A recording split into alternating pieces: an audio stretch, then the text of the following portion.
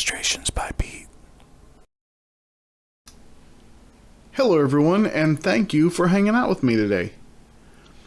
So if you remember, when I first did this, the masking fluid in here, and it tore up the page because it was deteriorated and kind of congealing and all nasty. It was a very old stock of Winsor & Newton masking fluid. And what I did this time is got some new Pibio, I don't know how to say that, but however you say it, that's what it is. And when I first started to put this on here, it kind of, it was kind of ugly at first. And so I ended up wiping it off and putting it on, trying it again.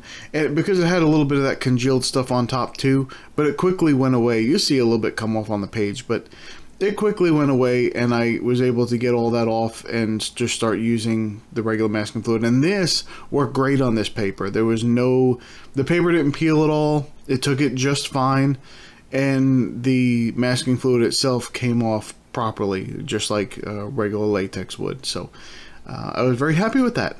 I was excited to actually use it and have it work on here. So I figured I'd just hang out, and I'm going to do a drawing, and it's going to be a part of that story that I said I was writing. I'm just doing a drawing for that. And while I do that, I'm going to have a little conversation with you about, about abstract art. Because, this piece is kind of abstract, even though it's really a thing.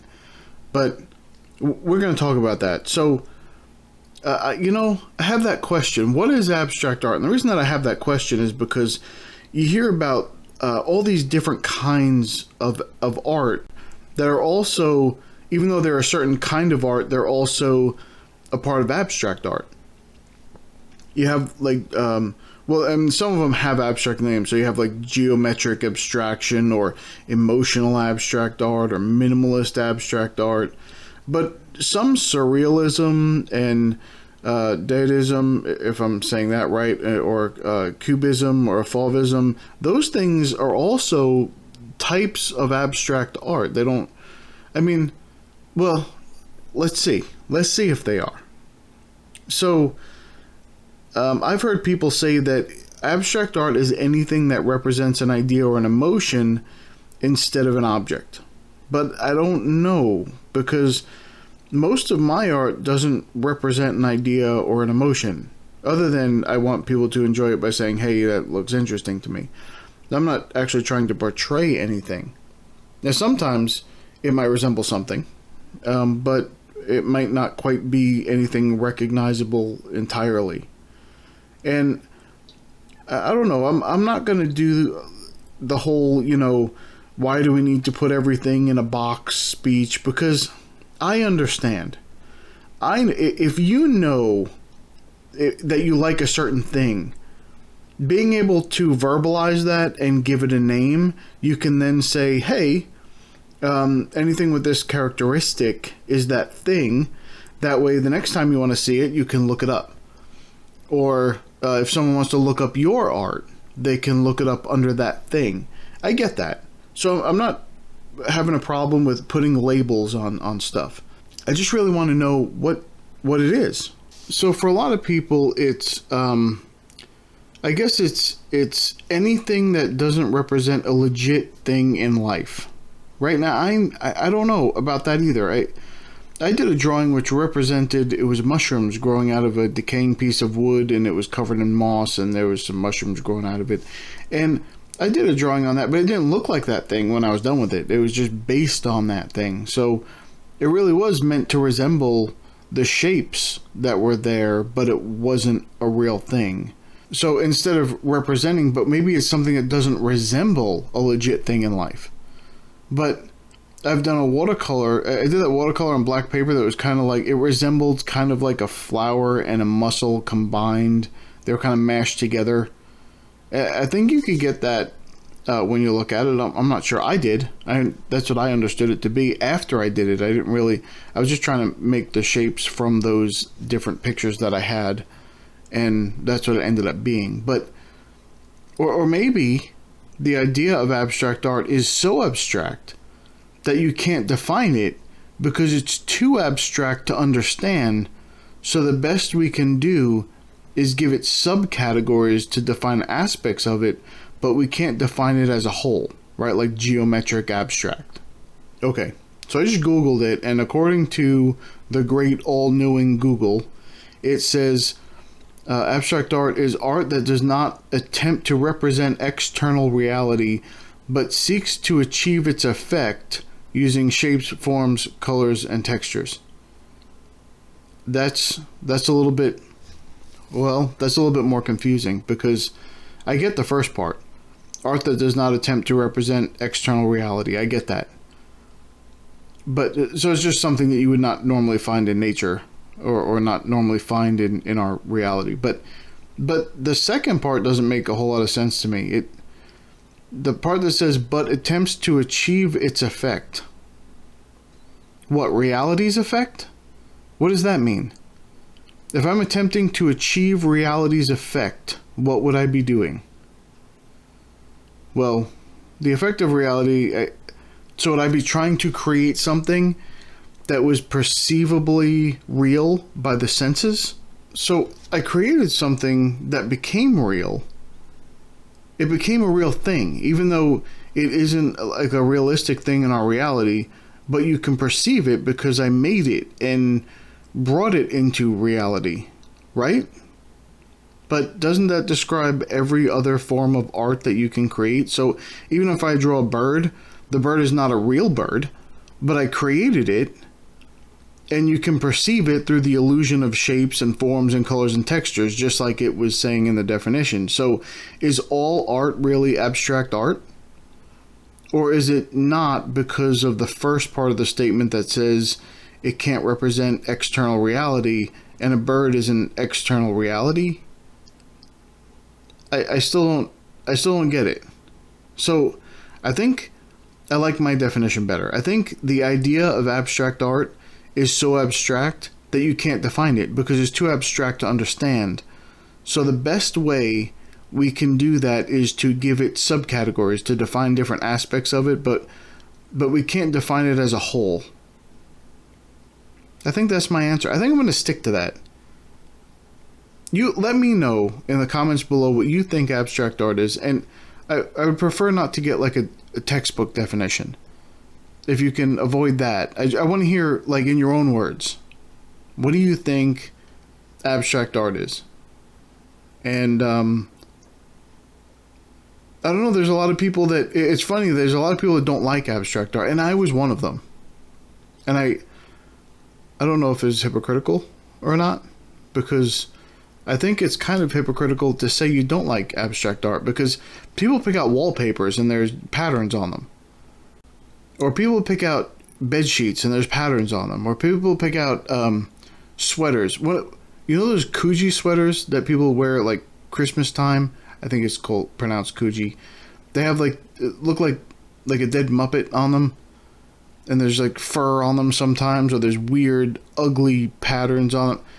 Those things aren't representations of real things. They're kind of just, it's abstract art on a sweater. Or on a bed sheet, or whatever. Those things are not real. Or on your shower curtain. Or, maybe you have real things on your shower curtain, I don't know. But anything that's just a texture and a color and a pattern is really abstract, isn't it?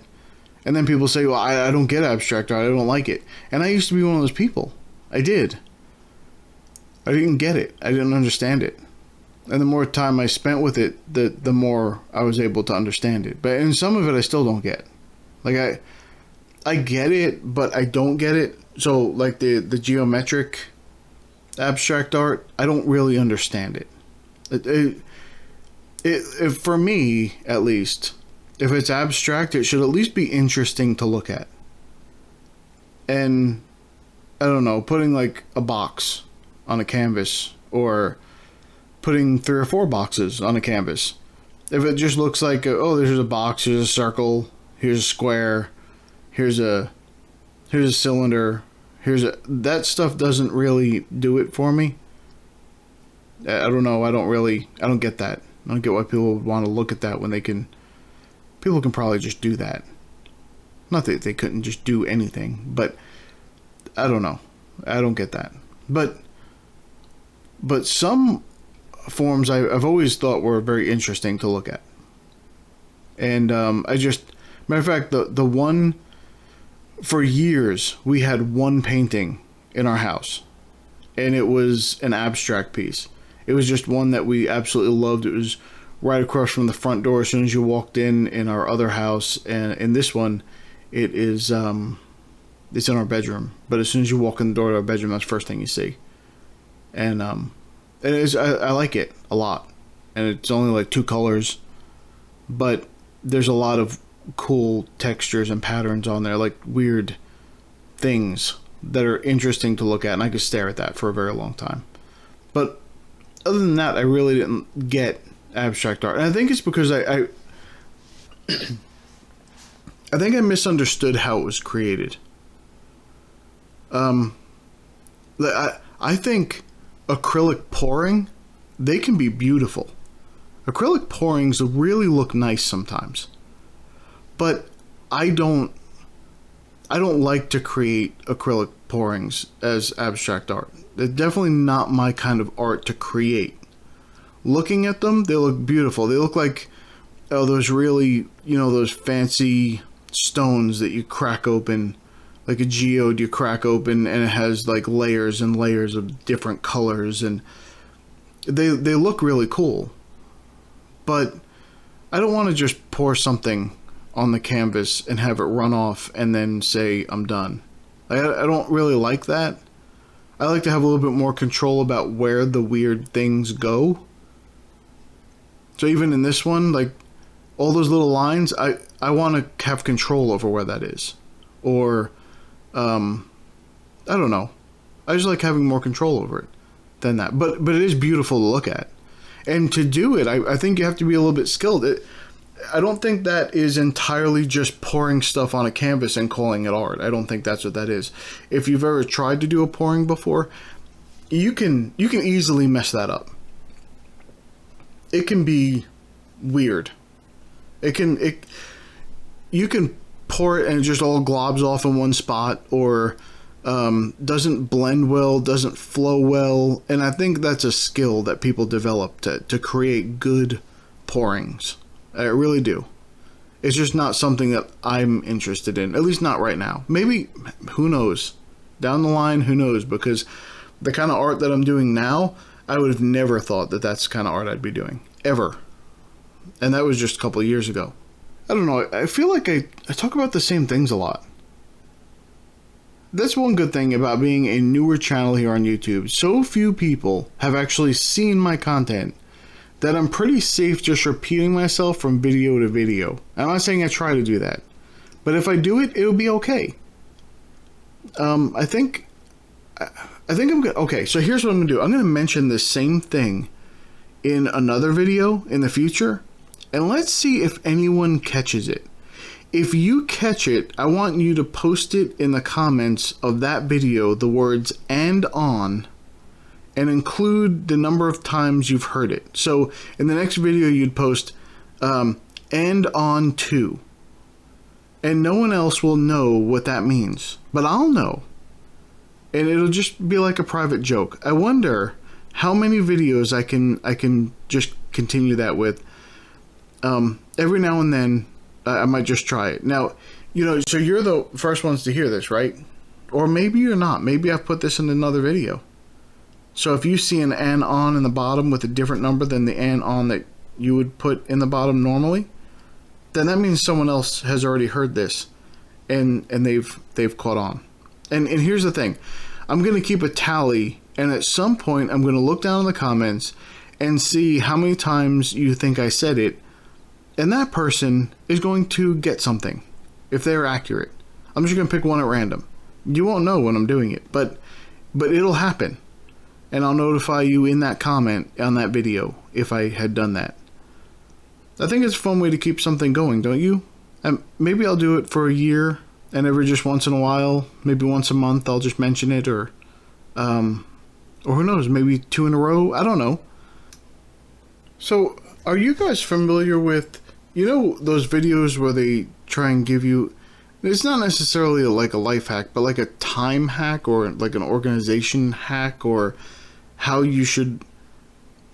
I was watching a video, and they were teaching you how to simplify your life and make things easier for yourself in your daily routine. And I noticed that his voice got very high whenever he said the word simple. So he'd be sitting there talking and say, "It's simple. If you do this, it's so simple.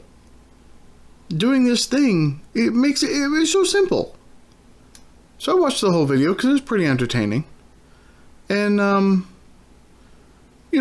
towards the end, he said, "Well, if you never work to improve your life, then you'll always have too much to do." And while he was saying this, I was realizing that at that moment that I was too lazy to make my life simpler. Why would I want to simplify it by adding all these processes and guidelines? Won't that make it unsimple? I don't know. I don't want to clock in to a project that takes all of my time working, and in doing that I neglect all the things I really actually need to do. So I'm not really simplifying my life, right? Maybe he's not talking to me. That is very possible. Maybe he just wasn't talking to me. Well, thank you so much for watching. Here's a few more videos popping up on the screen. If you enjoyed this one, maybe you'll enjoy one of them. And I'll see you in the next video. Bye.